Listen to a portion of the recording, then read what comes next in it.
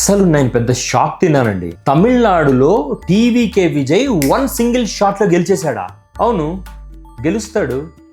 అవును, అక్కడ ప్రజలకు ఒక అవేర్నెస్ ఉంది, ప్రజలకు ఒక క్లారిటీ ఉంది.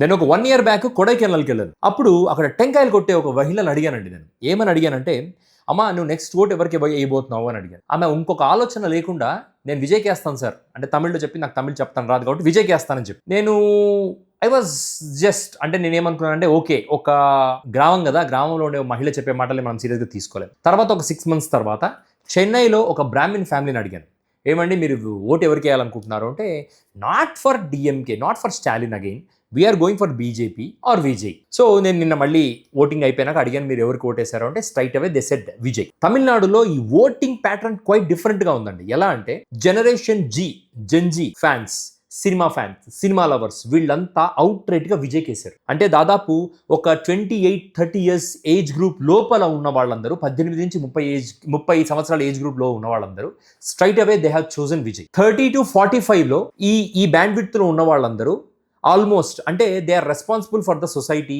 అంటే కొంచెం సీనియర్ లీడర్షిప్ కావాలి, స్టేబుల్ లీడర్షిప్ కావాలి అనుకున్న వాళ్ళందరూ స్టాలిన్ దగ్గరికి వెళ్ళిపోయారు. 45+ ముసలి వాళ్ళు, కొంచెం ఛాందసవాదంగా ఉన్న వాళ్ళు, పాత వాళ్ళు, కొంచెం హయ్యర్ సెక్షన్ ఫ్యామిలీస్, వీళ్ళంతా they have gone for BJP align, that is AIADMK. ఇలా సొసైటీ 3 segments డివైడ్ అయిపోయింది. చాలా మంది ఈ తమిళ్స్ ఎక్కడెక్కడ వేరే రాష్ట్రాల్లో ఉన్న జనరేషన్ జీ, యంగెస్ట్ పాపులేషన్, ఈ 18 to 30 years ఏజ్ గ్రూప్ వాళ్ళు they have decided to make Vijay CM. ఎందుకంటే the way Prashant Kishor has dealt the election. Basically Prashant Kishor అనేవాడు గెలిచే పార్టీని గెలిపిస్తాడు, గెలవలేని పార్టీని ఏం చేయలేడు అని ఒక ఇంపాక్ట్ ఆంధ్రప్రదేశ్ ఎలక్షన్స్ ద్వారా కలిగింది. కానీ ద ట్రూత్ ఏంటంటే, ప్రశాంత్ కిషోర్ అనేవాడికి ప్రజల ఎమోషన్స్, ప్రజల మైండ్ సెట్, వాళ్ళు ఎలా ఆలోచిస్తారు, ఏ టైంలో ఎలా ఉంటారు, ఏ జనరేషన్ ఎలా బిహేవ్ చేస్తుంది అనేది వాడికి తెలుసు. ఎందుకంటే మీరు బాగా గమనించున్నారో లేదో, కరెక్ట్గా ఎలక్షన్కి కొన్ని నెలల ముందర త్రిష విజయ్ ఇష్యూని బయటికి తీసుకొచ్చారు. విజయ్ తన భార్య డివోర్స్ ఇష్యూని కోర్టులో ఫైల్ చేయడం జరిగింది. ఇంకా క్లియర్గా చెప్పాలంటే ఇప్పటిదాకా విజయ్ డివోర్స్ పిటిషన్ ఫైల్ చేయలేదు, విజయ్ భార్య మాత్రమే డివోర్స్ పిటిషన్ ఫైల్ చేసింది. ఎప్పుడైతే త్రిష విజయ్ ఇష్యూ మార్కెట్లోకి వచ్చిందో, డిఎంకే, అన్నా డిఎంకే అండ్ బీజేపీ వీళ్ళు ఏమనుకున్నారు అంటే, విజయ్ మైనస్ మనకు దొరికింది అనుకున్నారు. కానీ ఇది విజయ్ యొక్క గేమ్ ప్లాన్. ఈ యొక్క నెగిటివిటీని తను పాజిటివ్గా మలుచుకోవడానికి జనరేషన్ జీ సపోర్ట్ చేసింది.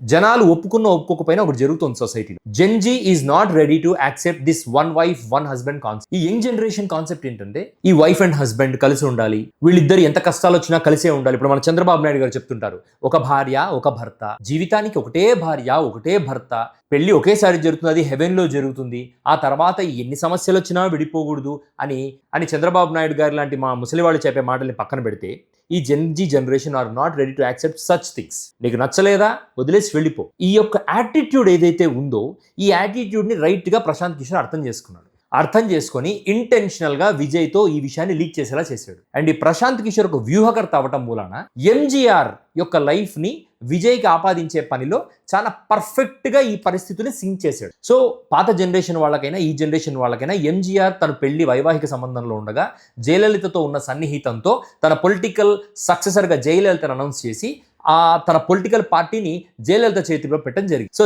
విజయ్ కూడా ఎప్పుడో 10 సంవత్సరాల క్రితమో 20 సంవత్సరాల క్రితమో త్రిష ఇచ్చిన ఒక ఇంటర్వ్యూని కావాలని ప్రొజెక్ట్ చేసి దాన్ని మార్కెట్లోకి తీసుకొచ్చి విజయ్ యొక్క eligibility for to become MGR దాన్ని పెంచే క్రమంలో ప్రశాంత్ కిషోర్ సక్సెస్ అయ్యాడు. అలాగే విజయ్ సినిమా జననాయగన్, దాన్ని ఇంటెన్షనల్ గా బీజేపీ సెంట్రల్ గవర్నమెంట్ తొక్కిపెట్టింది రిలీజ్ కాకుండా. ప్రజల్లో ఆటోమేటిక్గా ఒక సింపతి జనరేట్ అయింది. ఏంటి, మా విజయ్ యొక్క సినిమాని ఎలక్షన్స్ లోకి వచ్చిన పాపానికి సెంట్రల్ గవర్నమెంట్, స్టేట్ గవర్నమెంట్ కలిసి ఈ సినిమాని తొక్కేసేయాలి. సో జనరేషన్ జీ ని మోటివేట్ చేయడానికి, దీన్ని టార్గెట్ చేయడానికి ఏ ఎమోషన్స్ కావాలో ఆ ఎమోషన్స్ని రైట్గా జనంలోకి వదిలాడు ప్రశాంత్ కిషోర్.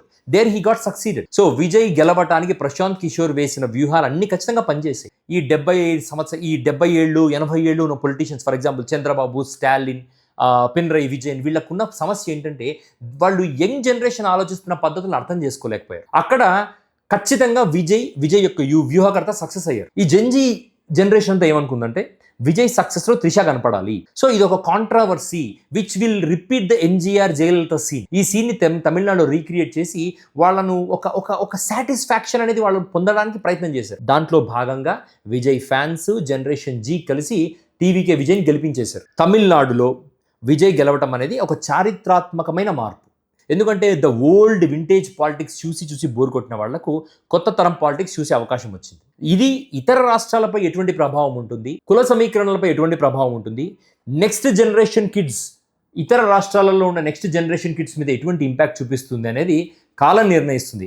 ఏదేమైనా ఆంధ్రప్రదేశ్లో టీవీకే విజయ్ గెలిచిన తీరు, టీవీకే విజయ్ గెలిచిన పద్ధతి ఆంధ్రప్రదేశ్లో కొన్ని పొలిటికల్ పార్టీస్కి నిద్ర రాకుండా చేస్తుంది.